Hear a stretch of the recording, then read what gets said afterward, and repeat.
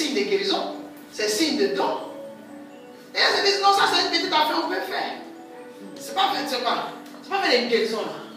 C'est pas faire de chasser les esprits. Ils viennent, ils regardent le démon. Les démons têtus comme ça, les 7 fils là. Ils viennent, ils regardent le démon, un monsieur qui est possédé pour lui. Il est là avec sa possession, avec ses démons. Ils sont là, et tous. Quelqu'un sort là-bas. Et il y a beaucoup comme ça, comme de Dieu qui ont été frappés par les démons. Parce que les esprits là, ils sont catégorisés. Éphésiens vous a tout expliqué. Donc il faut bien t'apprêter. Le monsieur qu'on appelle Paul, il a croisé le monsieur sur la route de Damas.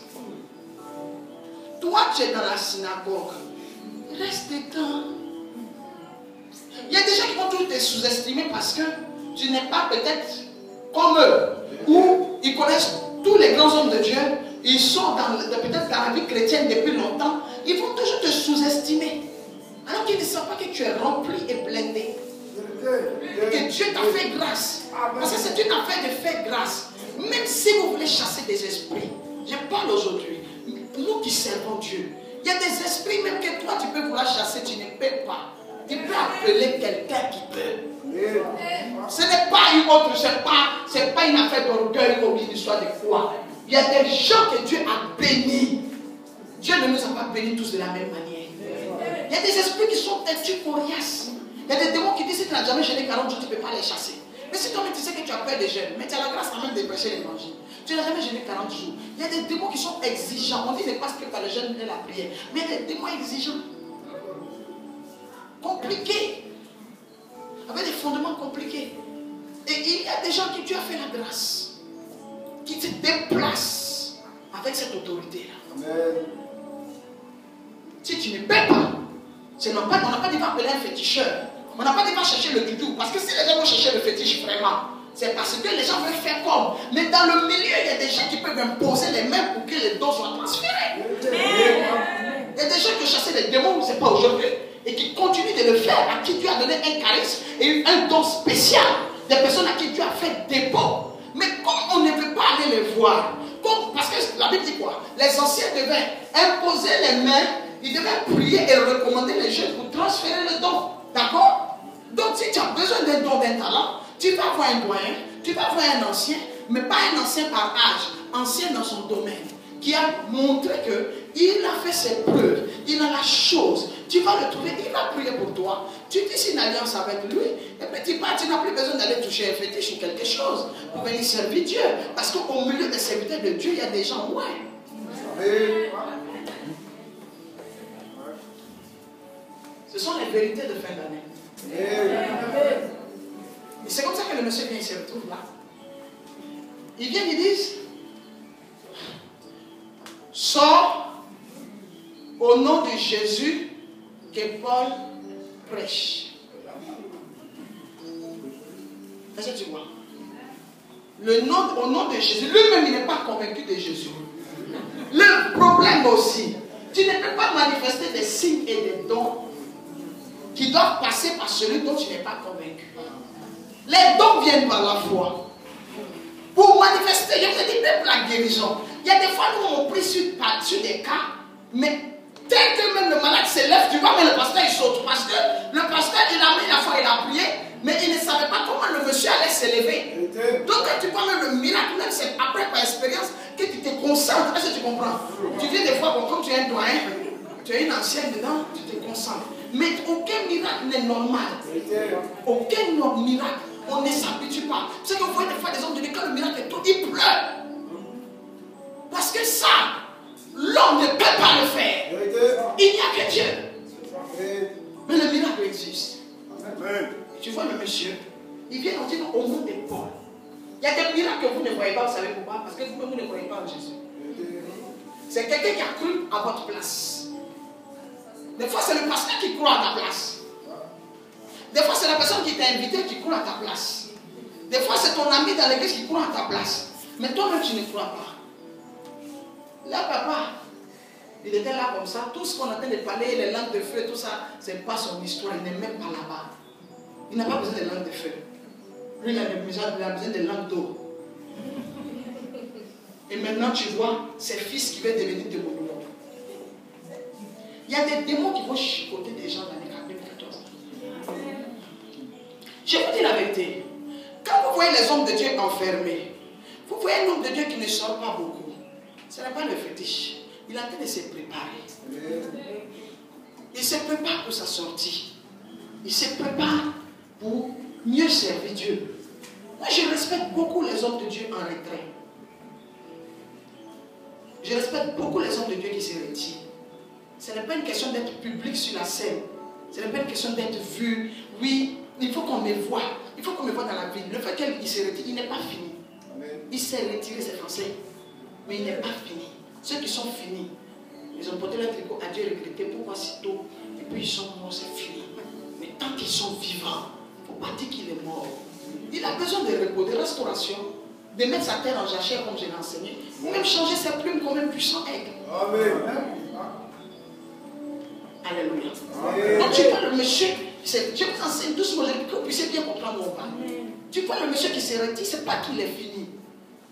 Et puis des fois même, Dieu peut faire comme s'il a retiré le don à quelqu'un pour vous observer, vous.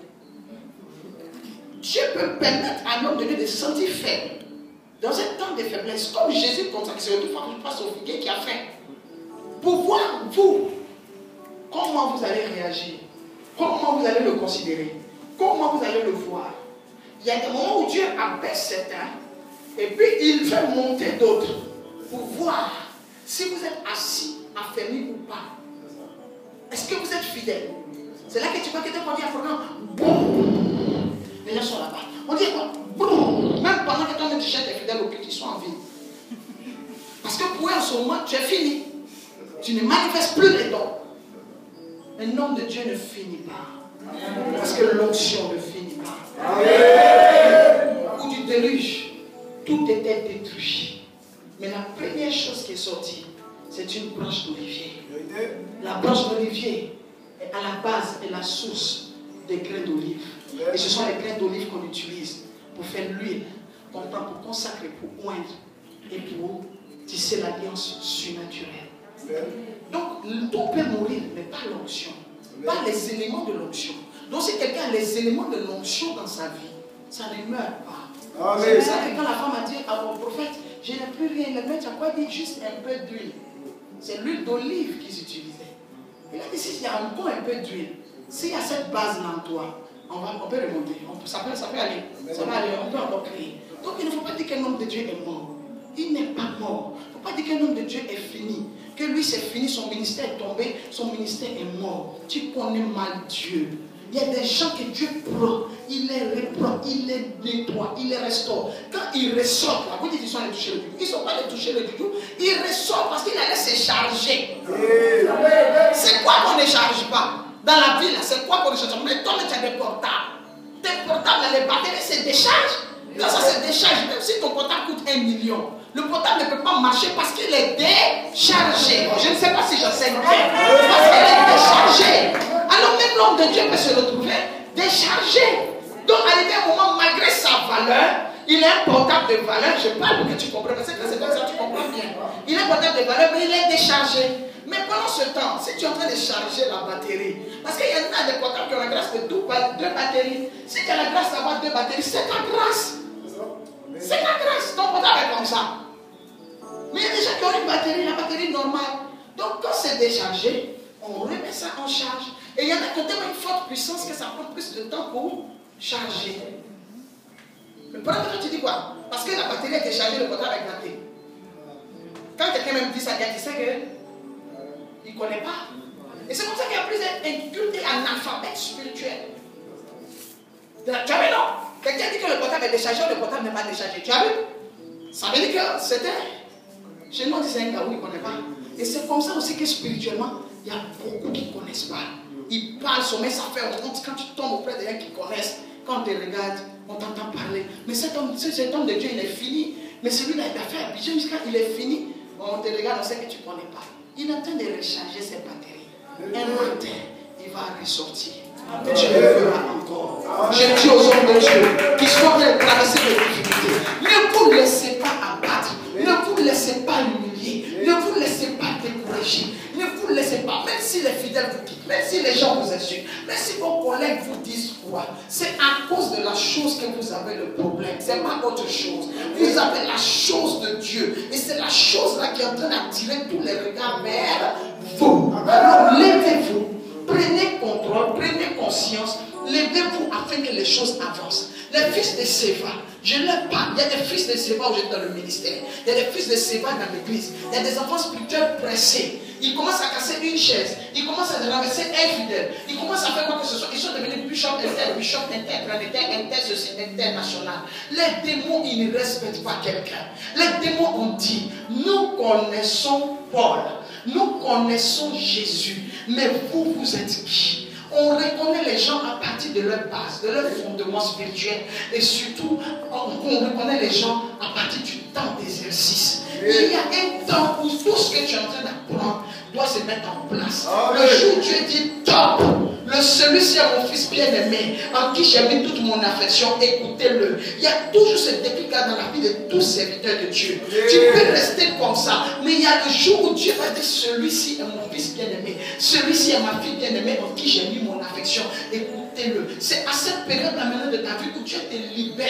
Tout le monde est d'accord, on sait que c'est le temps où tu dois commencer à exercer. Moi, je ne suis pas quitté au ciel et puis tombé comme ça. J'ai aussi ma généalogie. J'ai aussi mon mentor qui est là, qui est vivant, qui peut parler de mon ministère, qui peut parler de ma vie, qui peut parler, même encore la semaine dernière, il prophétisait encore sur ma vie. Tu ne peux pas faire ce que tu veux parce que tu es homme de Dieu. Tu dois avoir une huile, tu dois avoir un mentor, tu dois avoir Paul que les gens ont vu. Les gens ne savent pas que quand Paul quitte là, il peut aller parler avec Pierre. Pierre qui est son doyen, Pierre qui est l'ancien, Pierre sur qui l'église a été fondée. Il peut appeler Anania qui est venu prier pour lui pour qu'il voit clair. Allez demander à Anania, voilà ce que je traverse, voilà ce que je vis, voilà ce que j'ai, qu'est-ce que tu en penses? Il avait quelqu'un, les gens pensent que quoi? Les gens disent non, Paul n'a pas eu de père spirituel. Pierre, Paul n'a pas vu seul. Il est passé entre les mains d'Anania. Même si c'est pour un jour, même si c'est pour 2 jours, même si c'est pour 3 jours, il est passé entre les mains d'Anania. C'est Anania qui lui a imposé les mains et il a eu la nouvelle vision et il a vu. L'ancienne vision était morte, c'était un aveugle. Il était là comme ça. C'est Anania qui lui a imposé les mains et il a vu et il a compris la nouvelle vision. Il a compris la nouvelle orientation. On a pris Paul, on l'a emmené auprès des apôtres reconnus. On l'a emmené auprès de Pierre. Même si au départ les gars ne croyaient pas, Anania a confirmé que Dieu m'a parlé, que Dieu m'a dit, que Dieu a fait. Avant ça, Dieu avait envoyé Pierre chez Corneille pour préparer Pierre à ne pas rejeter Paul. Il a dit ne déclare pas impur ce que je déclare pur. C'était pour le préparer. Alors on ne dise pas que Paul est quitté au ciel pour tomber. Lui n'a pas besoin de père, il n'a pas besoin de ceci. Selon la dimension de ton ministère, Dieu te mettra une couverture.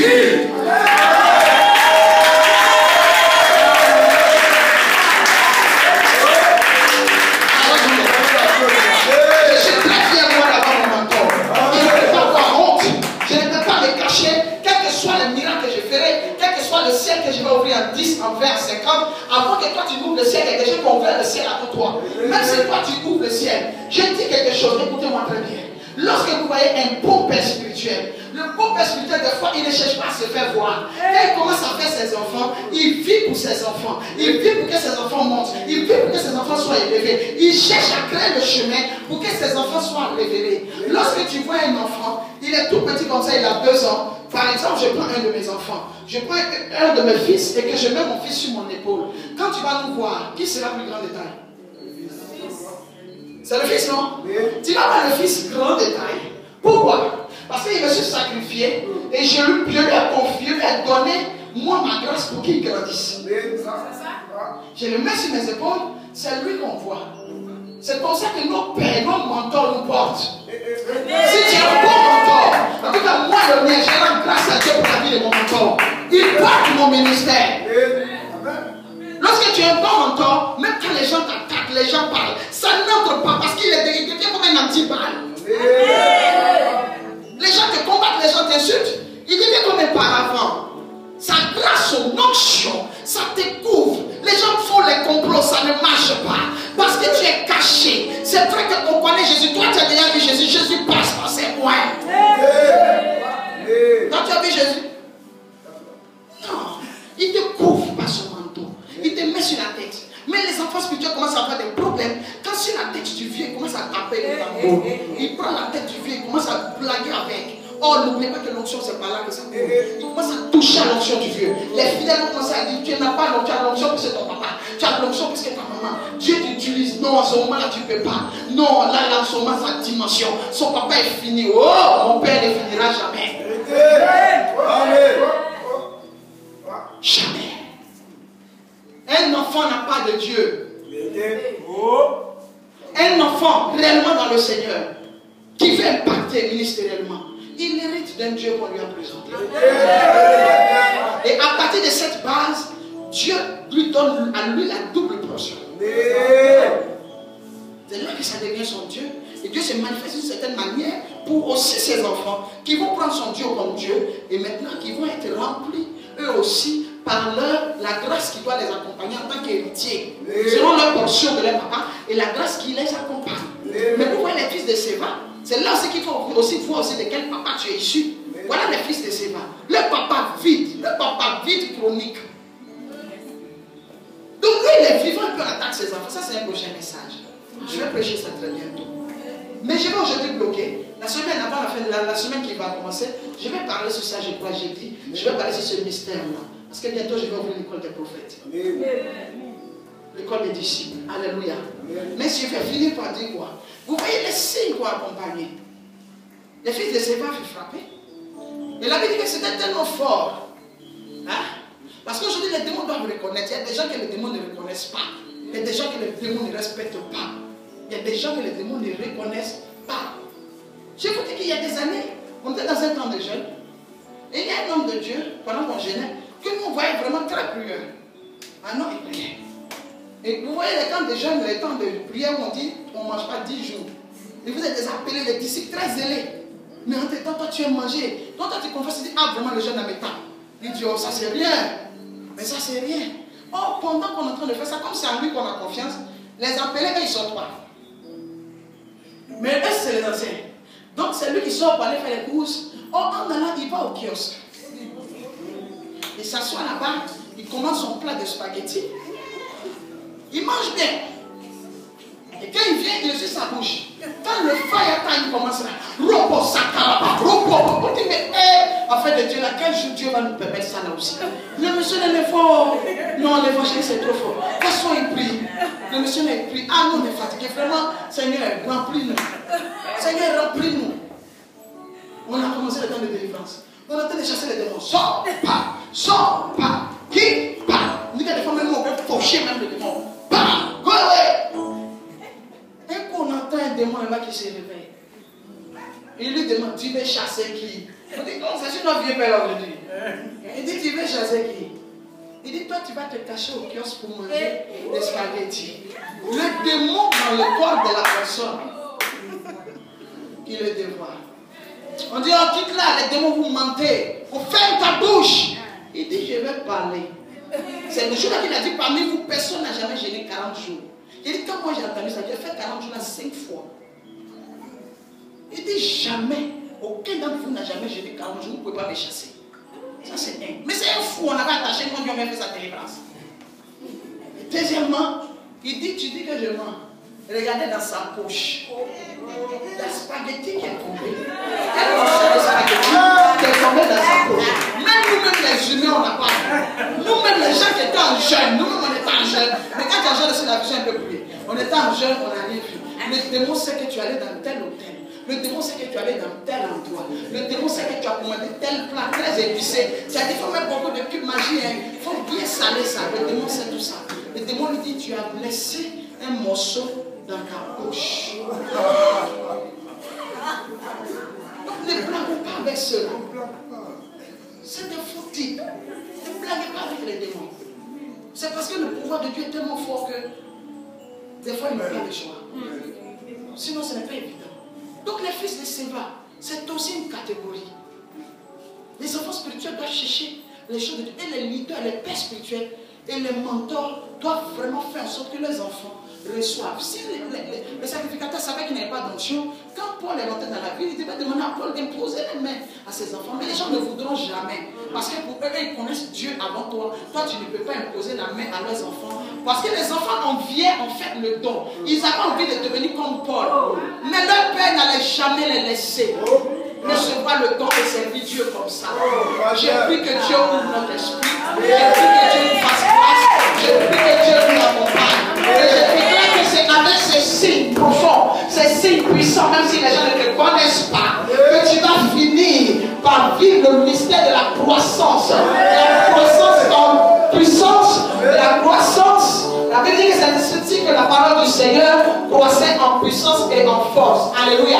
La Bible dit que les mystiques venaient jeter les livres mystiques. Ils venaient, ça faisait à peu près 50 000 cycles d'argent. Les gens investissent beaucoup dans le royaume des ténèbres. Les gens investissent beaucoup pour acheter les trucs ténébreux. Les gens investissent beaucoup pour s'affilier aux forces maléfiques. Alors que nous devons comprendre qu'aujourd'hui, nous pouvons emmener les gens dans la présence de Dieu, à partir d'un Dieu fort, à partir d'un Dieu puissant. Dieu ne se lèvera pas pour venir manifester sa puissance. Il manifestera sa puissance par quelqu'un. Je prie que tu deviennes un instrument de croissance et de force de ta famille, de ton église, de ton ministère, de ta génération, des personnes qui t'ont connu, qui t'avaient vu malade, qui t'avaient vu faible, qui t'avaient vu pauvre, qui t'avaient vu inculte, qui t'avaient vu païen. Que ces personnes commencent à voir par la parole la gloire de Dieu. Un miracle, ce n'est pas ça la gloire. Manifester les prodiges, ce n'est pas ça la gloire. La Bible dit tout cela, on appelait cela la parole du Seigneur. Dans la parole du Seigneur, il y a les miracles. Dans la parole du Seigneur, il y a la guérison. Dans la parole du Seigneur, il y a l'élévation. Dans la parole du Seigneur, il y a la richesse. Dans la parole du Seigneur, il y a la restauration. Dans la parole du Seigneur, il y a la puissance. Dans la parole du Seigneur, il y a la force. La Bible dit c'est ainsi que croissait la parole du Seigneur. C'est-à-dire même quand on voit les miracles, c'est la parole du Seigneur qui s'accomplit. Lorsqu'on voit les prodiges, c'est la parole du Seigneur qui s'accomplit. Et c'est sur ces paroles que je demanderai à quelqu'un d'acclamer très fort le Seigneur.